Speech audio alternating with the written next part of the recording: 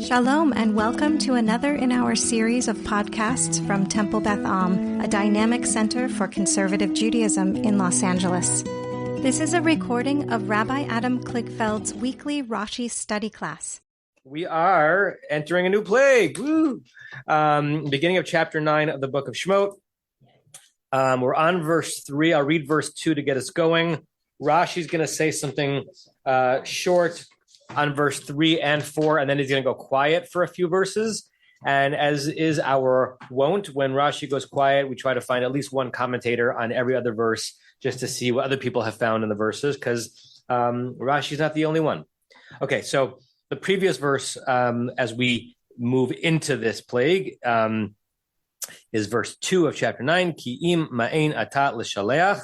This is God saying to Moses to tell Pharaoh that this is what God said. Remember, inside those many layers of quotation marks, if you refuse to send the shaleach usually asks for a direct object, but it doesn't have one here. Like to send, it doesn't say to send us, to send them, just to send. If you refuse to do the sending, va'odcha machazik bam. We talked about how in Hebrew the word od, which means more, can be declined, right? I can have a declension. Then where's Larry Herman? He was the minion this morning. Babysitting. Oh, okay. The two. Got it.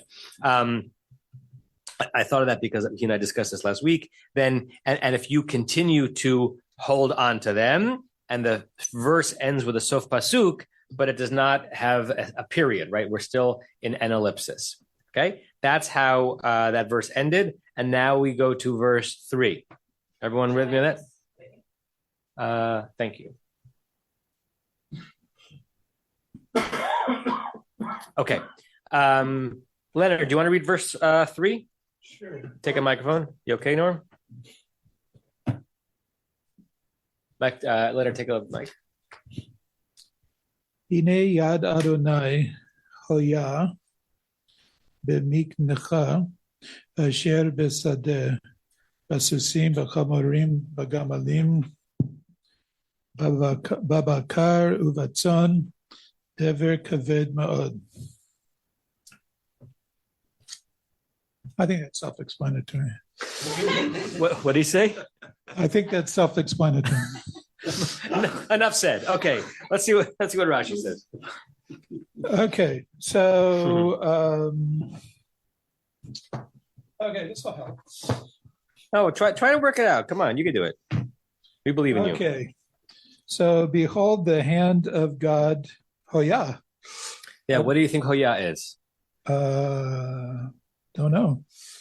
The reason why you don't know is because it's a verb in a form or in a tense that it almost never is. What's a verb that's almost never in the present tense, in Hebrew at least? Oh, Haya. To be, right? We almost always have the verb to be in biblical Hebrew and in modern Hebrew, by the way, in the past tense. Ani hayiti, I was. Ani haya, I will be. There's no I am in normal non-poetic Hebrew, right?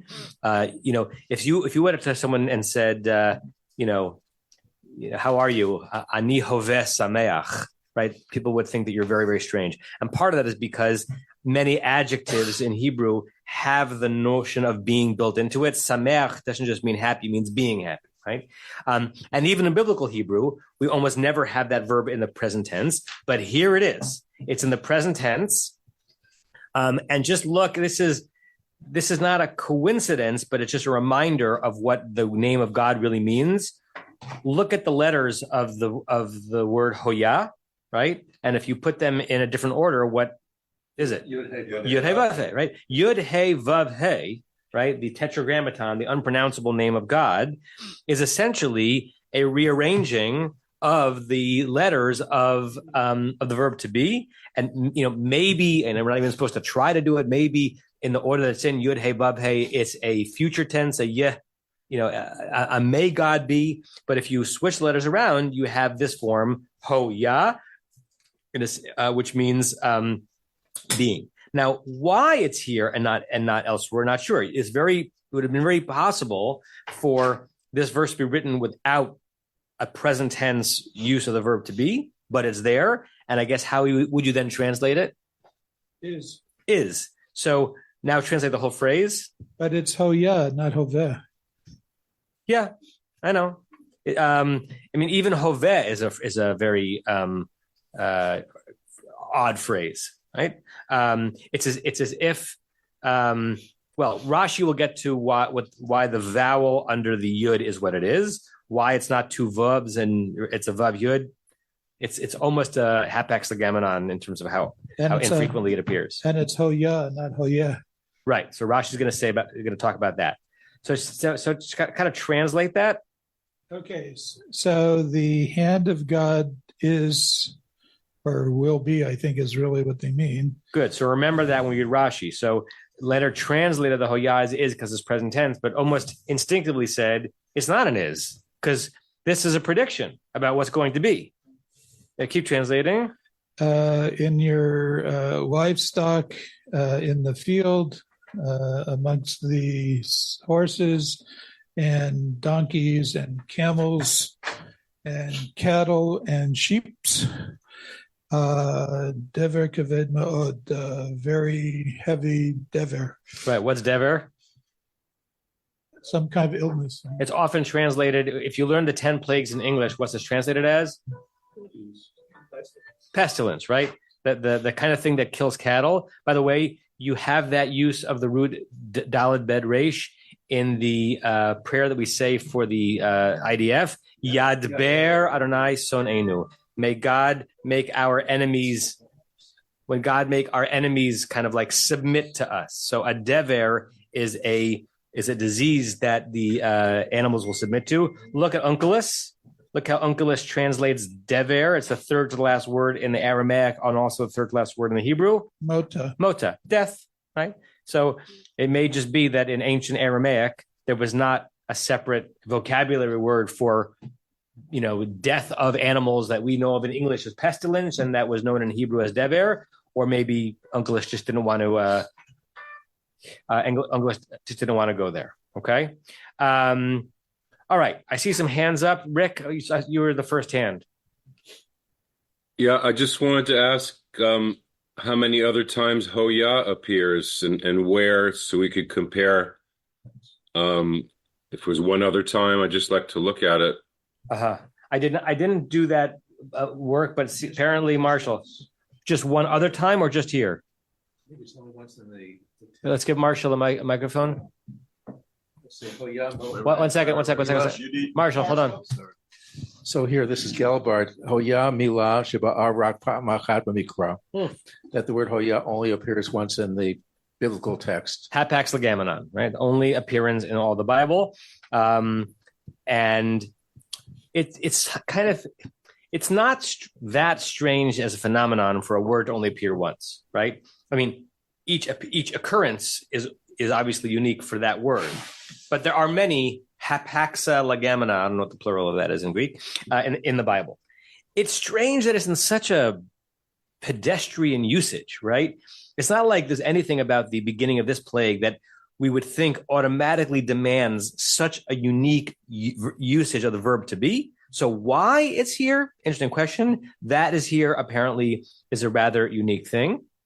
I saw Norm's hand, Barry's hand, and Alan's hand.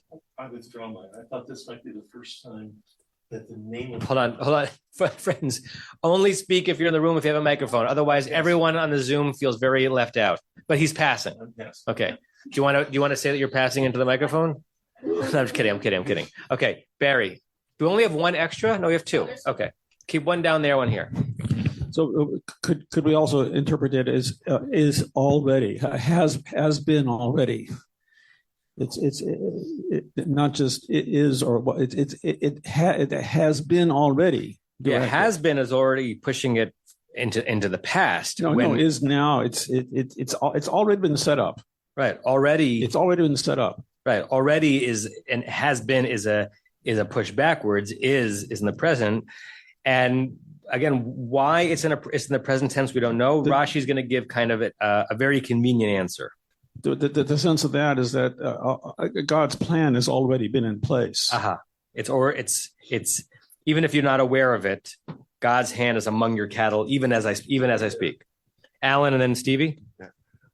I just thought that perhaps because it's Yad Adonai, you're having the same letters here. It may be something like a tikbolet or some sort of repetition to be able to make an emphasis of what's taking place with this particular plague, and why dafka this particular plague.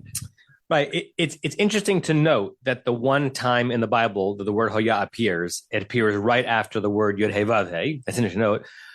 But it does beg the question, why doesn't it appear many other times that yud hey vav hey appears and where the verb to be could be, right? So it's certainly interesting that you have yud hey vav hey, then hey vav yud hey, but we're not sure what to make of that. Stevie. Yeah, just to add to what Barry said, you do have here noun verb as opposed to verb noun, which usually indicates perfect tense. So it is so that would indicate, has been or had been, or will have been. Yeah. As not right. So, but noun verb also could be present tense in any other root aside from the verb to be. So the fact that it's noun verb, I mean, usually it means perfect, right? It could be past, present, or future, but it does mean right. But the present would be has been, not is. I don't know. I'm not sure about that. Why if it were any other present tense verb where the subject comes first, why would we necessarily translate it as an already is? Chava is Adam had known. But that's a past tense verb. Yada. It's not Adam Yodea. If it were in a present tense, the form, would it suggest that it's a has been as opposed to a present tensing? I think so. I got to think about that because it doesn't strike me. I mean, present tense is such a rare occurrence to begin with. It's like. Right. I don't see why that would negate the principle of word order. Mm-hmm.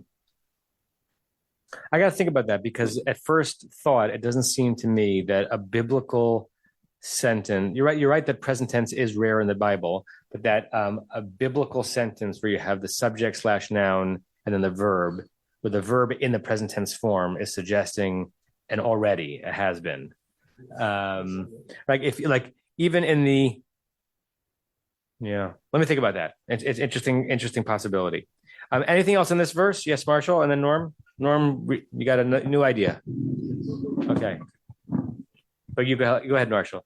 Me first, okay. I think it's really noteworthy that it's the hand and not the finger,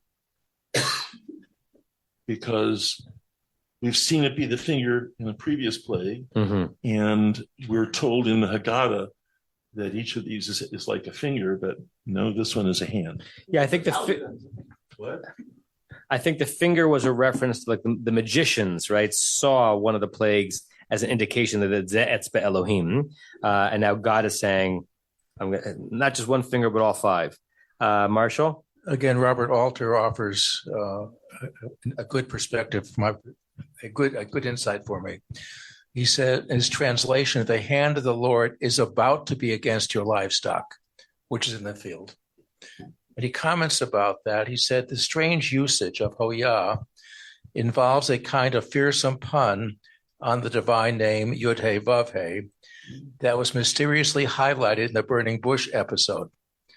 God's intrinsic and unique capacity for being, we are made to see, is not just a matter of static condition, but an awesome power of action, the hand that is, quote, about to be against all the livestock of Egypt. Yeah, so it's interesting that you can play around with almost equally interestingly as a will be and is and as like has already been, and it all kind of works. And it makes for really hard work of a translator.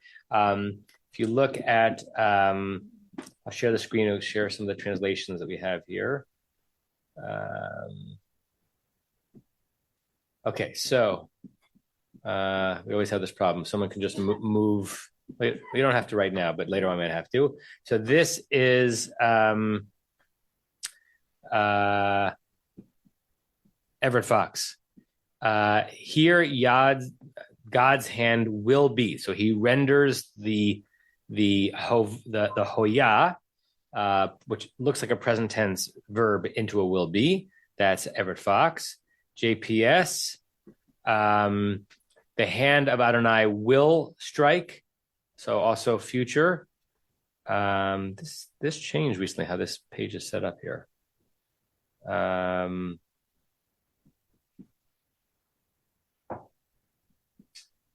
Koren, behold, the land of the Lord is upon. So that's interesting. Koren is working very hard to keep in the present tense. The hand of the Lord is upon thy cattle. Mitsuda, the hand of Adonai is directed at your livestock. I want to see what Charles. Shraga Silverstein. Behold, the hand of the Lord is in your cattle. Present tense. And Charles Kahana, a slaughter of the eternal shall come upon your cattle. Interesting.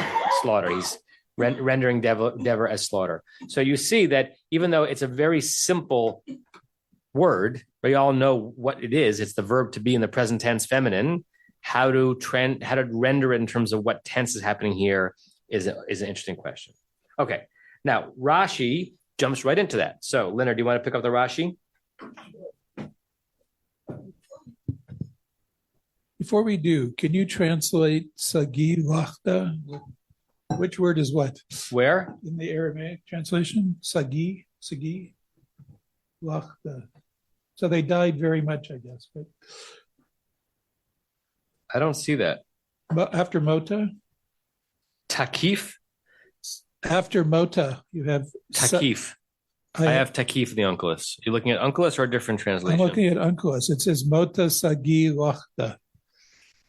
I have Takif. Takif means strong or heavy, but here too in the Sagi means abundant, like a lot. So that wouldn't be the switcheroo for Takif. That's the Ma'od.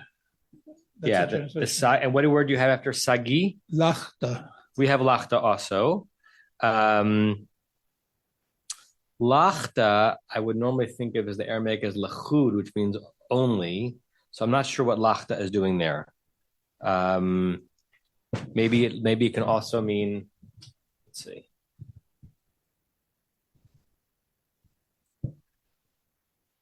Let's see if we can pick it up quickly.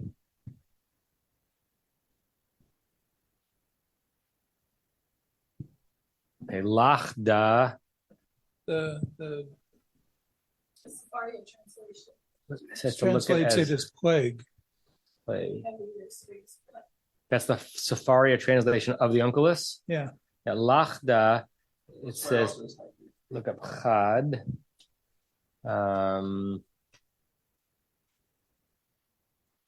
So Lachda is from Chad, like Echad, but it's in that form it means like singularly. So Takif Lachda means singularly strong, and Sagi Lachda means like singularly potent, something like that. I don't know why the word, some versions of the Onkelos have Sagi as opposed to Takif, but Takif means Chazak. Okay, thank you. Yeah. Okay. Now jump into the Rashi on Hine Yadonai Hoya. All right. Hine Yad Adonai Hoya. Lashon Hove.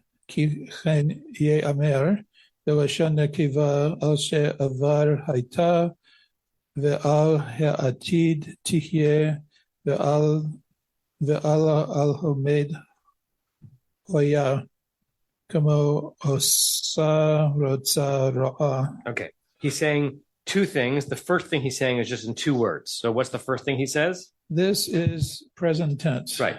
Even you, reader, as you feel the push to translate this as a future, as if it's coming up, or a past tense, as if it already has been, because that's the way we normally do the verb to be in Hebrew. Rashi says this is an intentional, non-accidental lashon hoveh. It's in the present tense, and I want to share with you. Look at chapter 7, verse 28. Because it's another example where you have a present tense form verb, but it seems to be about something happening coming up. So chapter 7, verse 28. Im ein ata. Ever see that, Suriam? Sorry, 28 or 20. 1 second. 27. Yeah, 27. Ima ein ata l'shalech. If you refuse. So it's the same format where God is threatening. If you refuse to dispatch, hine anochi, behold, I, no gafe.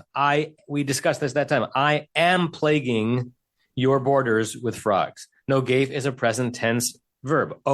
Is the vowels. Clearly, it sort of means, I'm going to be, because it's a prediction, but it falls in the present tense. Rashi says same thing here. This is not written wrong. It actually is a present tense verb, but it's somehow a present tense verb that also can be used in a sentence about something that's about to happen. That's part one. So it's present tense, not a future tense, even though it feels future. Okay. And then the next thing. All right. So this is present tense, and it's in the feminine form. It's in the feminine, which is why it's written hoya, and not hoye or hoveh, right? Okay.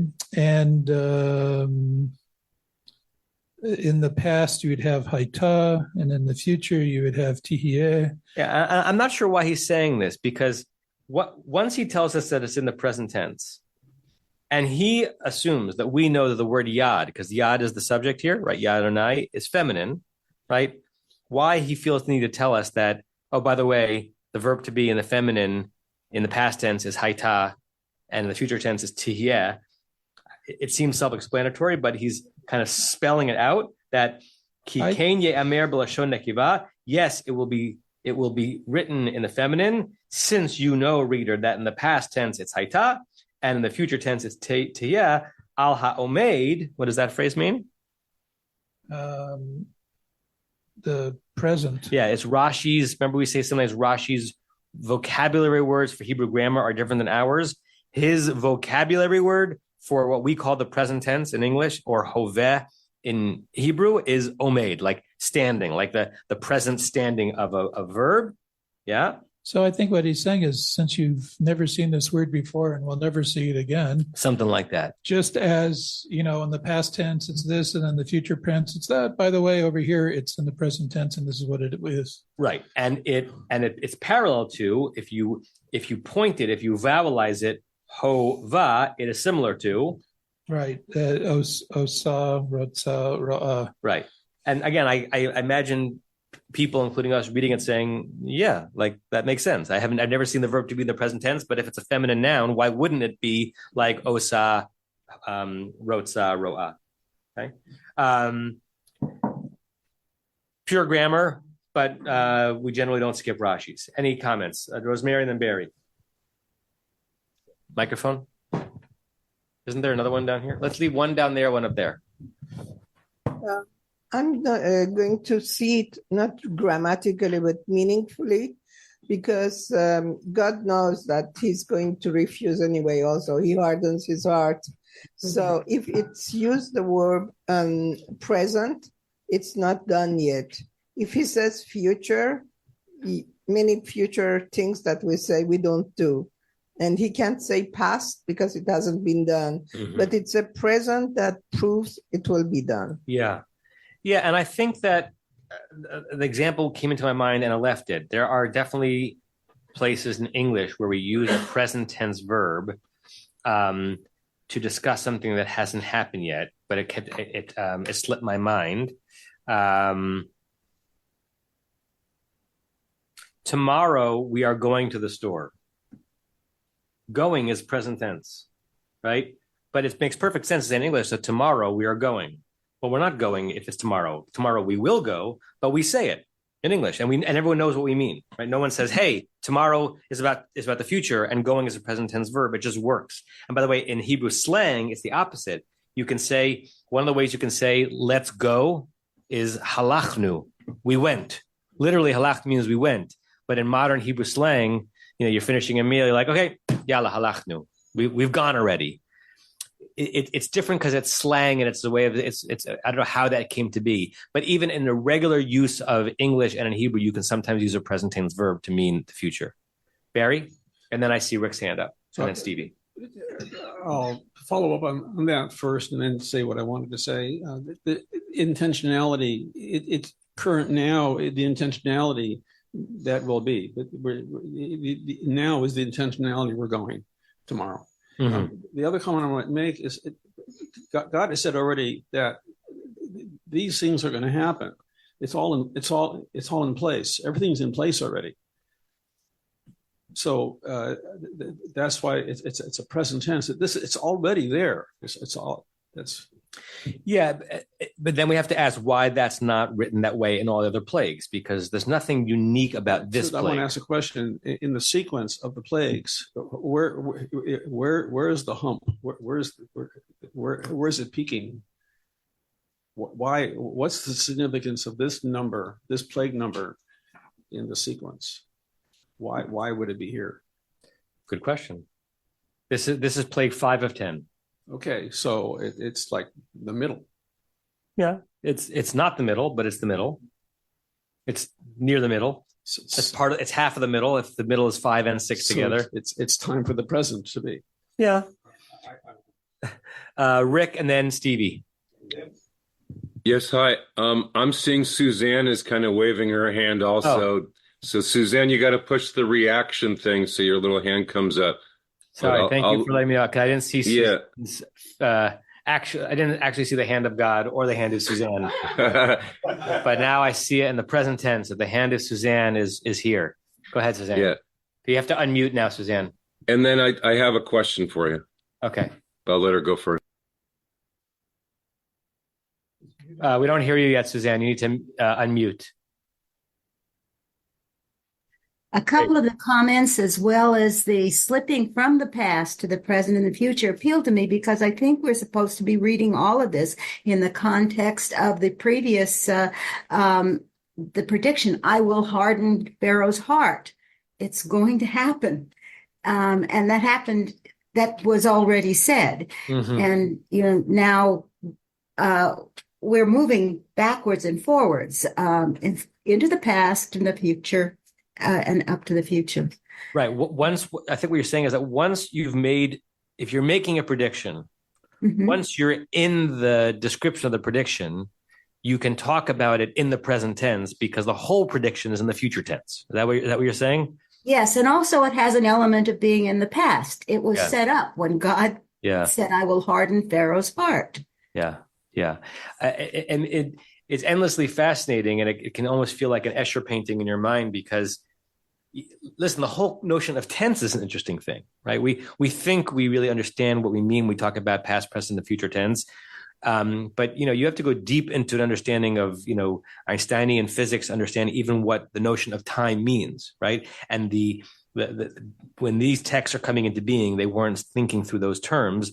But even if they weren't thinking through those terms, they had the same human awareness that we do right now, that it's weird to think about something that happened and something that will happen, and how to bring that into reality, because the only thing that's happening is right now, right? And sometimes language clarifies that, and sometimes language obscures it. Yeah. Thanks, Suzanne. Rick, and then Stevie. Okay, so still on Hoya, I was going to ask you if you thought maybe the Revia on top would change the to like Geffen changes to Gaffen and Eretz to Aretz when it's the emphasis of the music. So that's part one. Part two is in a word, no. No? The Eretz changes to Aretz not based on the trup, but based on it's only if it's on a pausal form at nachta. The emphasis of the word. No, only if it's on an et nachta or a sof pasuk. Huh? It's only if it's in a pausal form of the sentence. It's not. Yeah. So if it's an et nachta halfway through the verse or a sof pasuk end of the verse, eretz turns to aretz, lechem turns to lachem, but not because it's a flowery trup or a trup of emphasis. So it's the pause of the sentence, right? And also the pause of the thought. Once we have determined that this is a present tense verb, it has to be hoya because yad is feminine. Well, it could be the Shekhinah, could be Hoya that way. Anyway, God is male or female. We don't know that. But anyway, but just to be clear to you, everyone else, but the subject of the verb is a feminine subject. The subject is the hand. Yad is feminine. Yad is feminine. Correct. Yad hachazaka. Yadayim chazakot. Even parts of the body that are in plural are feminine. Even Yadayim, raglayim. Okay. Feminine. Even if they look masculine in their singular. Just like you look masculine and singular, but in your plural, you might be feminine. Okay, next. And the second thing is, I want to remind us that this is the if-then. It's a continuation of verse 2. So the machazik, the grabbing with the hand, and then the hand of God. I like the image there. But the if-then is all in the future. If you do this, if you refuse, then this will happen in the future. So I'm not sure what else to do with that. Because the meaning of the if then is all in the future, but the verb forms, and I think that's what Suzanne is saying, are all in the present. Machazik is a present tense verb. If you continue to hold them, so it's all in an if then format. If you do this, then this, but the verb forms for what you are continuing to do and what will happen to you are all in the present. Stevie, and then I forgot. Okay. 2 points. First of all, and I wasn't here last week, so I don't know if this came up, but I've consistently heard that people saying that this is God speaking, and but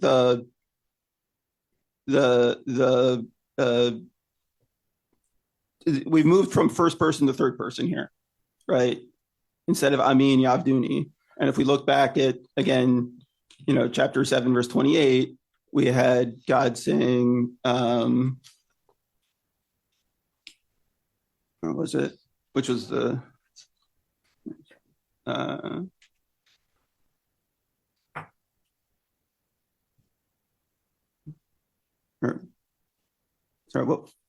which was the verse that we had a minute ago? 27, right? Anochi no gave, right? It's, again, still first person. So we didn't have that switch. So it seems to me, first of all, that this is not that the quote that Moses was repeating from God ended with verse 1. It was just Shlachet mi ve'abduni.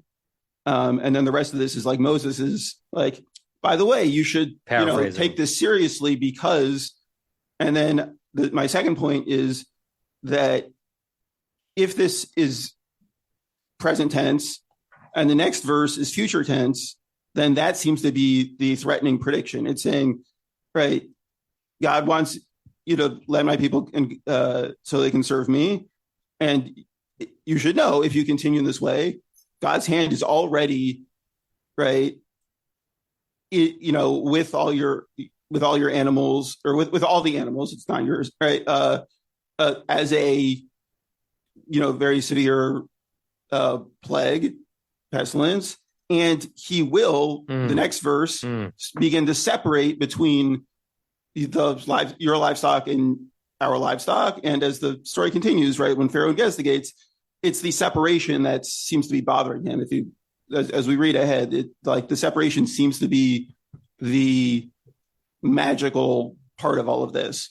And that's the future prediction. So simply the dever itself is not, seems to be present tense and not like the prediction that's going on. Yeah, she said a couple interesting things. And the statement that's about to come up of and God did so also sort of implies that this was Moses' own initiative and not part of the quote. She said a couple interesting things here, Stevie. Talking about the second one first, it's an interesting. We've played with this already a little bit, that the Yad Adonai Hoya might not itself be the threat of the plague, but the threat of a potential of the plague, right? That just so you know, whenever God will choose to do this, God's hand is already amongst your cattle, and then the plague could erupt at any moment. I'm curious about the first thing you said, and I'm intrigued by it. It leaves open something that I don't know how to resolve, because you're right. The switch from Shlachat ami v'avduni, which is God telling Moses to tell Pharaoh this in God's name, where God's speaking in the first person, to the third person with which God is referred to in the second and third verses. You're suggesting put one of the quotation marks at the end of verse 1, right? God said to Moses, go to Pharaoh and say to him, this is what God said, dispatch my people that they shall serve me, end all those quotation marks. And then from verse 2 on, this is now Moses speaking. The challenge, and doesn't mean it's not the right way of reading it, is that we don't have then Vayomer Moshe, right? Like there usually when Moses is in the narrative, Moses is going to be speaking, starting a sentence. We have that told to us by the narrator, and the way the narrator structures the sentence suggests that verse 3 and verse 4 are still within what God told Moses to say to Pharaoh in God's name. But I agree that the switch from first person to third person is odd. And I do agree with that, but there is no point ever with this plague where it says, and then Moses did so as God commanded. Right? Correct. That doesn't come up at all. Correct. So in verse 6, we get the plague actually happens. All we have seemingly is God telling Moses to tell Pharaoh that the plague might come, and then the plague comes. We don't actually see this encounter. So you're positing that almost before verse 2, there was a missing verse, as it were. And by the way, the Talmud does that all the time. There's this notion of chasuri michsara, that the verse was lacking something. It's amazing how much chutzpah the Talmudic rabbis had. There was another verse there, as if the Torah forgot to tell us, and then Moses stood before Pharaoh, and this is what Moses said in his own name. It's a possibility. Okay, were there other hands on this so far? Okay. What? Hand of God? Hand of Leonard? Oh, yeah? So I don't know if they're right, but in this book over here, which is JPS translation here, the quote starts in verse 9, and then there's a subquote in verse 1 of chapter 9, and starts in 1, and the whole thing ends at the end of 5. Right. That's what it seems like. And Stevie's response to that is, then why do we change from first person to third person? But if you don't think about the shift from first person to third person, the scene seems to be a 5-verse sentence that God is telling Moses to tell Pharaoh. Yeah. And then the other thing I found kind of interesting here is something that Ibn Ezra said.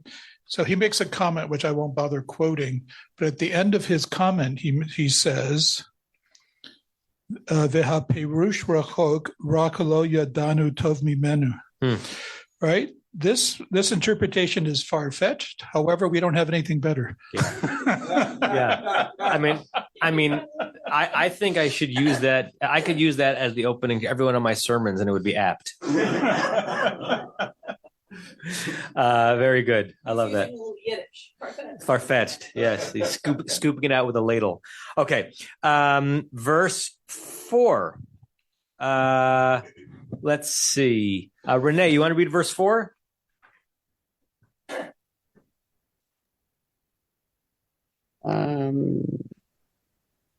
והפלא אדוני בין מקנה ישראל ובין מקנה מצרים, ולא ימות מכל לבני ישראל דבר. And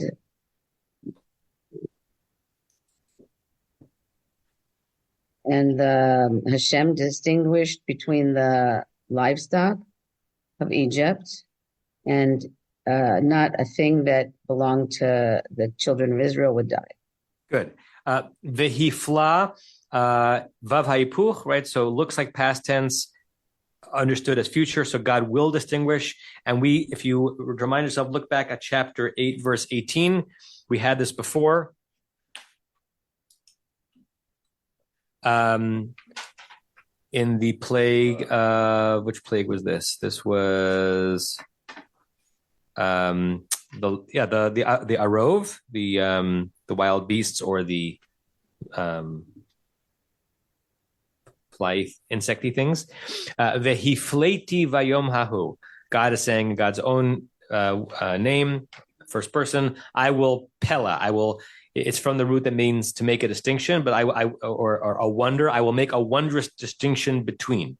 Rashi gives a longer comment on that there. Onkelos translates it with the same root each time. Pereshin, perush. What's a perush? It's a distinction. It's a slicing out of a different type of meaning. Okay, so back to our verse.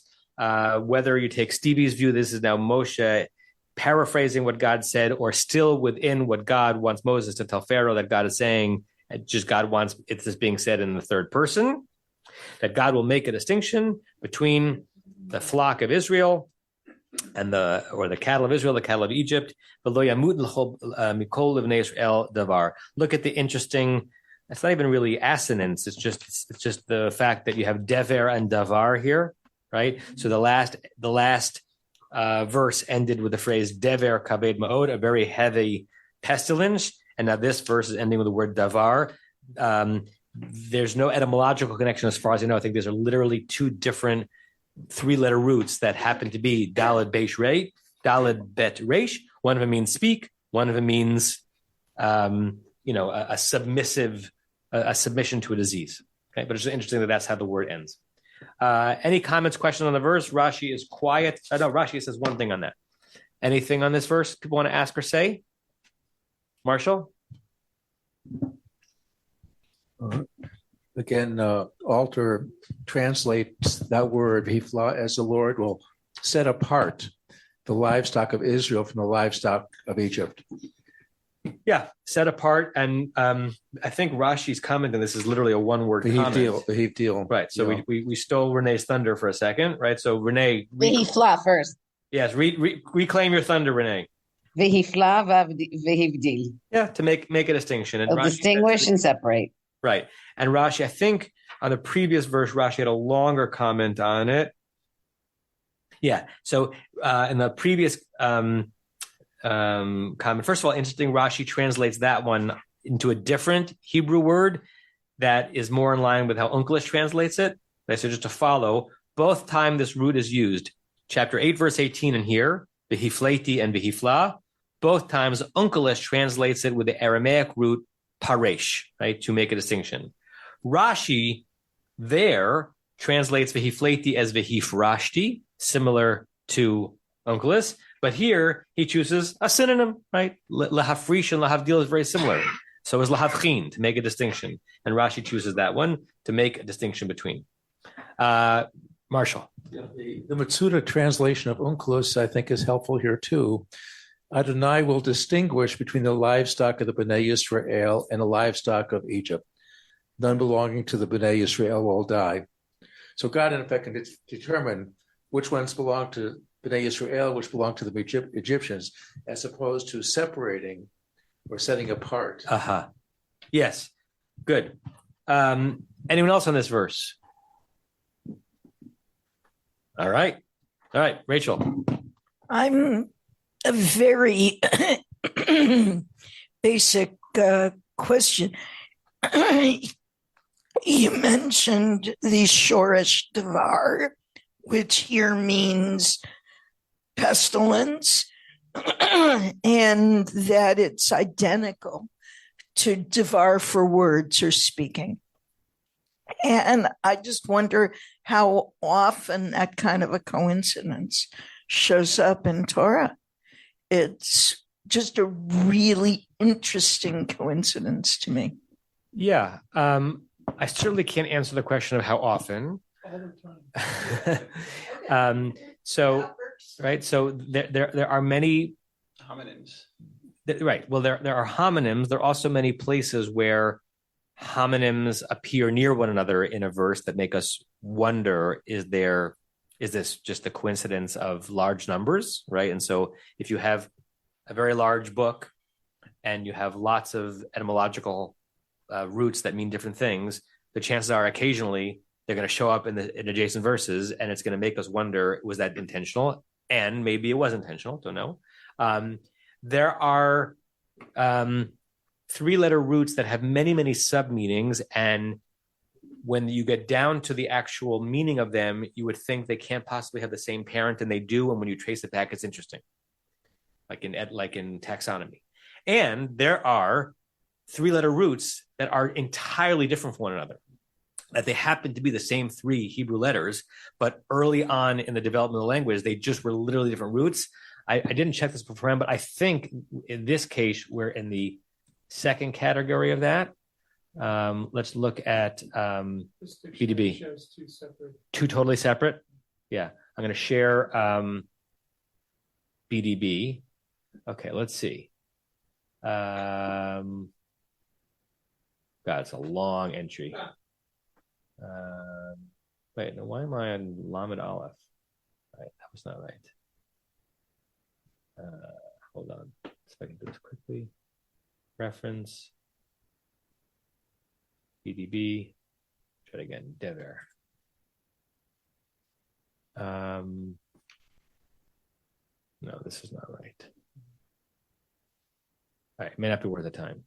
If that dictionary says that they're different, let me try one more. Okay, davar. So, first one, obviously, to speak, verb to speak. Okay, and then the many different forms, the pa'al, the nifal, et cetera, Look how many entrances, because obviously it's an extremely common verb. And then that turns into a noun called davar. All these references. And then its own entrance, dever, pestilence. And this is today in the category of a today that I learned. It comes from an Arabic word. It's similar to an Arabic word meaning departure or death. And that is the word from which we get the verb yadber in the which is what you want your enemies to do when you are attacking them. You want them to die as a result of your having attacked them. Right? Two different roots. Right. Leonard? There's other words too that don't have a verbal form but have the same 3-letter root that don't seem to be related to either of these, like dvir beitecha. Like a inner chamber. Right. So, and there's a couple others that are mentioned in there as well that have look like they have the same root but don't seem to be related to either verb. Yeah. Alan, and then Marshall. A word that I've always loved that has different meanings is ayin lamed mem, olam, world, ne'elam, disappear, and le'olam, forever. It's there don't seem to be any direct connection among the different meanings of it, but the same shorish of ayin lamed mem. Yeah, I didn't look that one up, but right, it can mean a sense of endlessness. And also can mean a something that is gone, that has been disappeared. Yeah. And maybe those are related. I don't know, because that you can imagine an early ancestor of those two routes, right? That if something is gone forever. Like you can imagine those coming from the same parent, but I don't know that they do. Mm-hmm. Marshall? Yeah, in the Morphics dictionary, hutbar, which is a hufal form, to have been eliminated, referring to pests. Or to have overcome noxious or harmful entities. Wow. Language is fun stuff. Okay, let's go to verse 5. Elon, you want to read verse 5? Sure. Let's give Elon a microphone. And this is where Rashi goes quiet for 3 verses. He says nothing on 5, 6, or 7, but I've got a commentary for each of those verses for you. Vayasem Adonai moed lemor machar ya'asa Adonai hadavar hazeh ba'aretz. And what does yasem mean? To set, literally to put or to place, but here means to set, as in to affix a time. Okay, and God affixed a time tomorrow. God will do this thing in the land. Again, by the way, we have davar. It's interesting, and I'm seeing it now more, right? In the 2 verses after which we get the first use of the word dever, we've got davar twice, which The verse could have been written differently without that. So it's interesting. By the way, do you have the Onkelos in front of you, Elon? Yeah. Look at the verb that Onkelos uses to translate vayasem. First verb in the Onkelos. Vashavi. Vashavi. Anyone know a verse that is built from that? A Hebrew verse from that root? Shiviti Adonai lenegdi tamid. Right. So there are early biblical roots that no longer really play in modern Hebrew, but they still exist in the Aramaic. So Shiviti, the Shin Vet Vav Yud means to place. Shiviti Adonai lenegdi tamid. I place God in front of me often, always. It's a common thing to see above an Aron HaKodesh. That's Onkelish's translation of Vayasem, to place. So depending on if you're in the Stevie understanding of these verses or the Leonard understanding of these verses, either Moses is saying, and by the way, Pharaoh, God's already set this up, right? Look at the Vayasem is a past tense verb because it's Vavaipuch. God has already appointed a time. And what does that mean? Meaning tomorrow. So even in that little half phrase, you got past tense and future. God has appointed time, and the point in time is tomorrow, right? Or this is within what God wanted Moses to tell Pharaoh that God is going to do. God has appointed a time, and the time is tomorrow. That's when God will do this, the davar of the dever, as it were. Okay? Is the fact that they're saying that God has appointed a time, does that mean that it's irrevocable? In other words, at this point, God has already appointed the time. There's nothing you can do about it. Yeah, I think Barry and Rosemary were chewing on the same notion, right? Is this somehow a way of suggesting that it's all been set in motion and I'm just revealing it to you, or the potential is set in motion, right? And that's why I think God's hand is already there. Is this one more way of Moses or Moses God letting Pharaoh know that he's not in control at all, telling the person who thinks he is entirely in control of everything, he's not in control of all? Don't know, but tense is really interesting in these verbs, in these sentences. Barry, it's another reason to say that this is Moses talking. This is not a continuation of God's speech. Maybe, right? It may be Moses, as Stevie said, putting it into his own words, or God wants Moses to say this about God in the third person. I think that it ties into the immediacy of the Hoya in the previous phrase, in the previous verse, and that the situation is in place. If Pharaoh, if you don't release us, if you're still holding, this is a done deal. Nice. It's not, It might happen. God will consider, he'll decide. It's done. Yeah. Tomorrow morning, if you're still holding slaves, your cattle are in for it. Yeah. This might feel very on the nose, but your comment, Norm, remind me of something. In the months after the disengagement from Gaza in 2006, there's a fascinating article.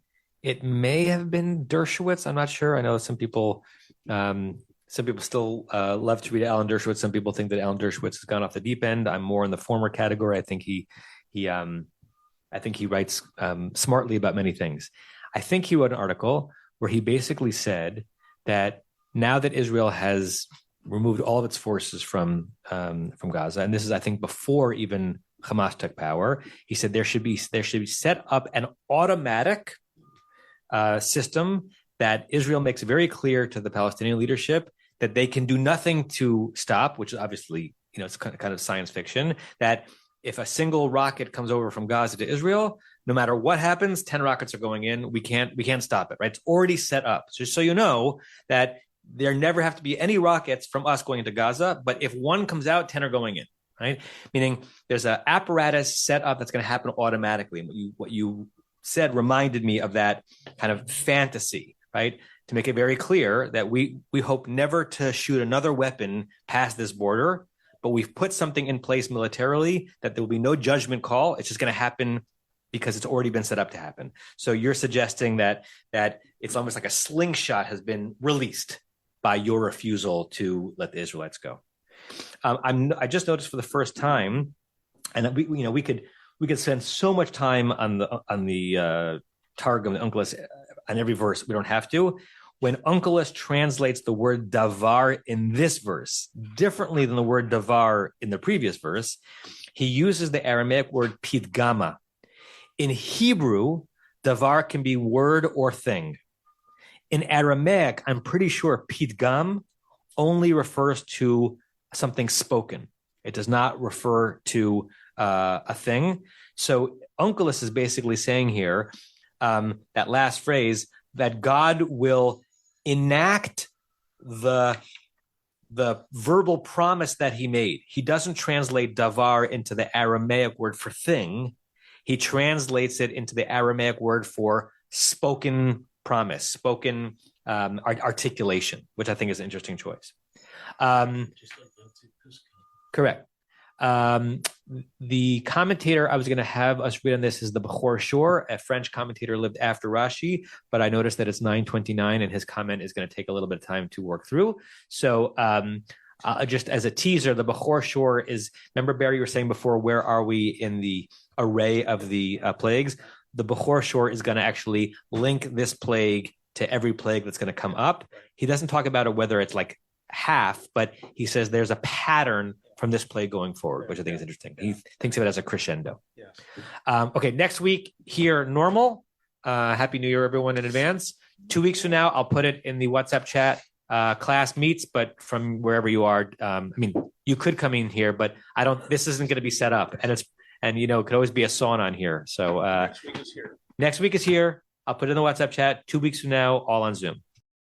You have been listening to another in our series of podcasts from Temple Beth Am, a dynamic center for conservative Judaism in Los Angeles. If you enjoy these podcasts, we invite you to write a review on the Apple Podcast site or wherever you get your podcasts.